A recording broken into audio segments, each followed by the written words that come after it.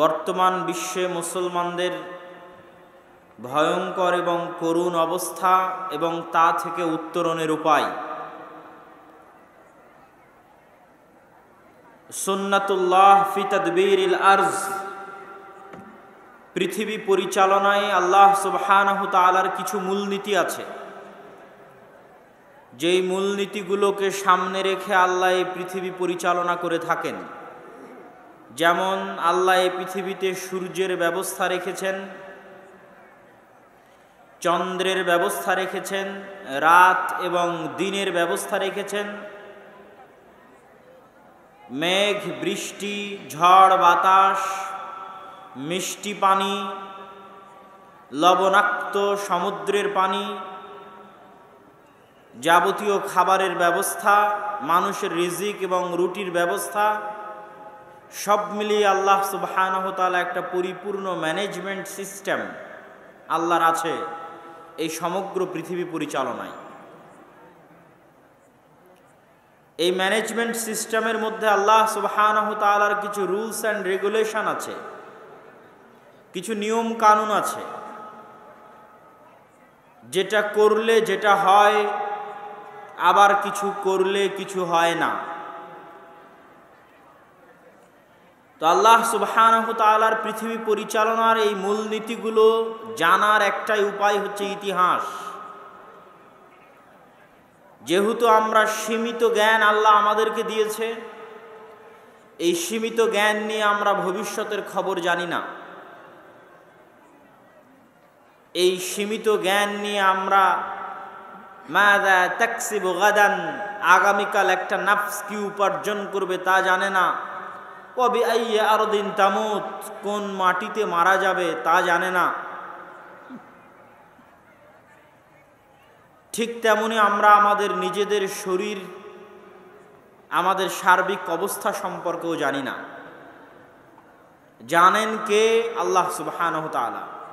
আমরা জানতে পারি কি অতীত, অতীতে হাজার হাজার বছর থেকে পৃথিবীতে কি হয়ে আসতেছে, আল্লাহ সুবহানাহু তাআলা কি করে আসতেছেন পৃথিবীতে, তা জানার উপায় আমাদের কাছে আছে, ইতিহাস। এই জন্য স্বয়ং আল্লাহ সুবহানাহু তাআলা পবিত্র কোরআন মাজিদে ইতিহাসের আলোচনা করেছেন। পবিত্র কোরআন মাজিদে আদম, ইবলিস, জান্নাত থেকে বিতাড়িত হওয়ার ঘটনা, হাবিল কাবিলের ঘটনা, নূহ আলাইহিস সালাতু ওয়াস সালামের মহা প্লাবনের ঘটনা, ইব্রাহিম, মুসা, ঈসার ঘটনা, এগুলো সকল ঘটনা আল্লাহ সুবহানাহু ওয়া তাআলা নিজে পবিত্র কোরআন মাজিদে বর্ণনা করেছেন। তার অর্থ হচ্ছে ইতিহাসের গুরুত্ব আছে, এই জন্যই আল্লাহ সুবহানাহু ওয়া তাআলা কোরআন মাজিদে ইতিহাস বর্ণনা করেছেন। তো আজ সারা বিশ্বের মুসলমানেরা যেই ভয়ঙ্কর এবং কঠিন সময়ের মধ্যে আছে, বিশ্বের ইতিহাসে মুসলমানেরা এর চাইতেও ভয়ঙ্কর, এর চাইতেও কঠিন, এর চাইতেও ভয়াবহ সময় পার করে এসেছে। আপনার কাছে আজ সারা বিশ্বের মুসলমানদের অবস্থা দেখে মনে হতে পারে না জানি আমরা কত কঠিন বিপদে আছি, কিন্তু ইতিহাস পড়লে দেখবেন মুহাম্মদ সাল্লাল্লাহু আলাইহি ওয়াসাল্লামের বিদায়ের পর থেকে নিয়ে গত 1400 বছরে এখন যে অবস্থার আমরা মুখোমুখি, তার চেয়ে বেশি ভয়ঙ্কর, বেশি ভয়াবহ, বেশি কঠিন অবস্থার আমরা মুখোমুখি হয়েছিলাম। সেই ভয়ঙ্কর, সেই ভয়াবহ অবস্থার কিছু বিবরণ এবং সেখান থেকে আল্লাহ সুবহানাহু তাআলা মুসলমানদের কিভাবে উত্তরণ দিয়েছিলেন সেটার আলোচনা পেশ করার চেষ্টা করব ইনশাআল্লাহুল আজিজ। আজকে আমরা মুসলমানেরা কি ভয়াবহ অবস্থার মধ্যে আছি।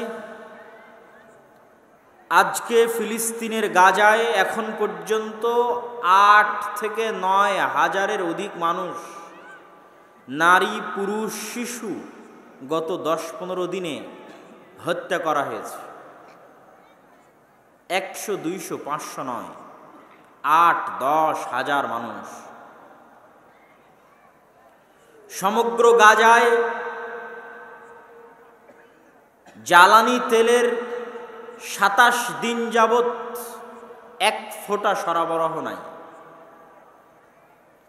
জ্বালানি তেলের সরবরাহ না থাকার কারণে মেডিকেল এবং হাসপাতালগুলো যেগুলো জেনারেটরের উপর ভিত্তি করে চলছিল সেগুলোও বন্ধ হয়ে গেছে।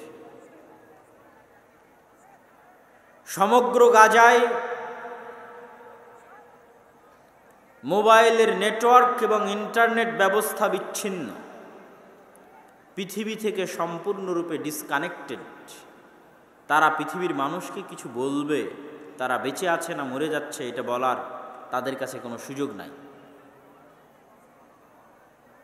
সমগ্র গাজায় খাদ্য সরবরাহ বন্ধ। যদিও অল্প কিছুদিন পূর্বে সামান্য খাদ্য সরবরাহ সুযোগ দেওয়া হয়েছে, কিন্তু সেটা লক্ষাধিক মানুষের মধ্যে এক ফোঁটা পানির মতো। সম্মানিত উপস্থিতি, সমগ্র বিশ্বের মুসলমান অমুসলমান, মুসলিম অমুসলিম সকল শাসকের সামনে, আধুনিক বিশ্বের সকল মিডিয়ার সামনে, আধুনিক বিশ্বের সকল সামাজিক যোগাযোগ মাধ্যম ফেসবুক, টুইটার, ইউটিউবের সামনে প্রতি সেকেন্ডের আপডেট পাওয়ার যে যুগ, সেই যুগে প্রকাশ্যে দিনে দুপুরে মুসলমানদের সাথে এই ব্যবহার করা হচ্ছে, এই আচরণ করা হচ্ছে, কিন্তু টু শব্দ করার, বন্ধ করার, বাধা দেওয়ার কেউ নাই। এখান থেকে আপনি বুঝতে পারবেন যে আজ সারা বিশ্বের মুসলমানদের অবস্থা কতটা অসহায়, কতটা নিদারুণ, কতটা করুণ। মধ্যপ্রাচ্যের মধ্যে ইসরায়েল নামক যে রাষ্ট্রটি স্থাপন করা হয়েছে, আমার মনে হয় পৃথিবীর একমাত্র রাষ্ট্র যার নির্ধারিত কোনো বর্ডার নাই। প্রতিটা দেশেরই একটা বর্ডার আছে, যে আমি এই সীমানা হচ্ছে আমার। যেমন আপনাদের পাতাড়ির যে সীমানা, এই সীমানা কত সালে নির্ধারিত হয়েছে বলতে পারবেন? জি, আপনাদের পাতাড়ির যে বর্ডার ভারতের সাথে, এটা কত সালে নির্ধারিত হয়েছে? 1947 সালের বর্ডার এটা, 71-এরও না। মানে আমরা যে মানচিত্রে বসবাস করি, এই মানচিত্রটা আমরা 71-এ পাইনি, এই মানচিত্রটা আমরা 47-এ পেয়েছি, যেটাকে বলা হয় পাকিস্তান আন্দোলন। মুসলমানদের জন্য আলাদা দেশ লাগবে মর্মে যে আন্দোলন হয়েছিল, সে আন্দোলনের ফলশ্রুতিতে পূর্ব পাকিস্তানের মুসলমানদের জন্য যে দেশ তৈরি হয়েছিল, সেই দেশ এই দেশ, এই সীমানা সেই সীমানা। তো পৃথিবীর একমাত্র দেশ যার কোনো বর্ডারই নাই। মানে আজ সকালে আমি বললাম এই পর্যন্ত আমার বর্ডার, সকালবেলা ঘুম থেকে উঠে বলছি না ওই পর্যন্ত আমার বর্ডার। যেমন আপনাদের এলাকায় জমির আইল হয়, তো কিছু মানুষ থাকে যে জমির আইল কাটতে কাটতে তার সীমানা বাড়াতে থাকে, প্রতি বছরই একটু করে কাটে আর একটু করে ওইদিকে ঠেলে। তো পৃথিবীর হয়তো একমাত্র দেশ যার কোনো বর্ডার নাই। সে আজ বলবে এই পর্যন্ত আমার বর্ডার, তো ওই পর্যন্ত। কাল যদি বলে ওই পর্যন্ত আমার বর্ডার, তো ওই পর্যন্ত। না হলে সারা পৃথিবীর সকল মানুষের সামনে কিভাবে তারা আজ এই ধরনের ভয়ঙ্কর এবং ভয়াবহ আচরণ এবং ব্যবহার মুসলমানদের সাথে করতেছে। তাদের আচার ব্যবহারের সাথে ফেরাউনের আচার ব্যবহারের মিল আছে। ফেরাউন ইচ্ছাকৃত বানু ইসরাইলের শিশু সন্তানদের জবাই করত, আর এরা আজকের যুগের ফেরাউন ইচ্ছাকৃতভাবে মুসলমানদের শিশু সন্তানদেরকে হত্যা করতেছে। তাদের টার্গেট পুরুষ মানুষও নয়, তাদের টার্গেট মহিলা মানুষও নয়, তাদের টার্গেট শিশু। ফেরাউন যেমন আদেশ দিয়েছিল বানু ইসরাইলের ছোট ছোট বাচ্চাদের হত্যা করতে হবে, তাদেরও আদেশ আছে মুসলমানদের ছোট ছোট বাচ্চাদের হত্যা করতে হবে। সম্মানিত উপস্থিতি, কিন্তু আমি আপনাদেরকে বলছি, আজকে আপনারা যেই ভয়ঙ্করতা, যেই ভয়াবহতা চোখের সামনে দেখছেন, এর চেয়ে শতগুণ বেশি ভয়াবহ এবং ভয়ঙ্কর যুগ মুসলমানেরা পার করেছে। সেটাই ইতিহাস, যে এর চেয়ে ভয়ঙ্কর এবং ভয়াবহ অবস্থা থেকে যদি আল্লাহ মুসলমানদের উত্তরণ দিতে পারে, তো এই অবস্থা থেকে উত্তরণ দিতে পারে। ওই অবস্থা থেকে আল্লাহ সুবহানাহু ওয়া তাআলা যেই কারণে যেইভাবে উত্তরণ দিয়েছেন, এই অবস্থা থেকে ওই কারণে ওইভাবে আল্লাহ সুবহানাহু ওয়া তাআলা উত্তরণের ব্যবস্থা করে দিতে পারেন। সেই ঘটনা কোন ঘটনা? ক্রুসেডারদের ঘটনা এবং হালাকু খা ও চেঙ্গিস খানের ঘটনা, তাতারি মঙ্গোলীয়দের ঘটনা। চীনের পাশে এখনো একটি রাষ্ট্র আছে মঙ্গোলীয়।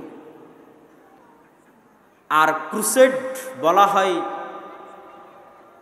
যেই ক্রুশ বিদ্ধ করে শুলে চড়িয়ে ঈসা আলাইহিস সালাতু ওয়াস সালামকে হত্যা করা হয়েছিল মর্মে খ্রিস্টানরা বিশ্বাস করে। ওই শুলের ইংরেজি হচ্ছে ক্রস চিহ্ন, কাঠ। সেই কাঠের সাথে এইভাবে হাত বেঁধে প্রেক দিয়ে মেরে ঈসা আলাইহিস সালাতু ওয়াস সালামকে হত্যা করা হয়েছিল মর্মে তারা বিশ্বাস করে। ঠিক এই আকৃতিটাই হচ্ছে ক্রুসের আকৃতি। সেটার উপর ভিত্তি করেই হচ্ছে ক্রুসেড, ধর্মযুদ্ধ, খ্রিস্টানদের জন্য ধর্মযুদ্ধ। এই ধর্মযুদ্ধ পরিচালিত হয়েছিল ইউরোপ থেকে এসে আজকের যে জেরুজালেম, আজকের যে ফিলিস্তিন, আজকের যে লেবানন, আজকের যে সিরিয়া, আজকের যে ইসরায়েল, এই এরিয়াগুলোতে। তাদের একটাই টার্গেট ছিল, ওই ইউরোপ থেকে তারা এসেছে মসজিদে আকসা দখল করবে, জেরুজালেম দখল করবে। এই জন্য কেন? মারিয়াম আলাইহিস সালাতু ওয়াস সালাম এই শহরে, এই মসজিদে বসবাস করতেন, যিনি তাদের মা মেরি। ঈসা আলাইহিস সালাতু ওয়াস সালাম এই শহরে জন্মগ্রহণ করেছিলেন, এই শহরে তাকে হত্যা করা হয়েছে মর্মে তাদের বিশ্বাস, যিনি তাদের জেসাস, খ্রিস্টানদের। সম্মানিত উপস্থিতি,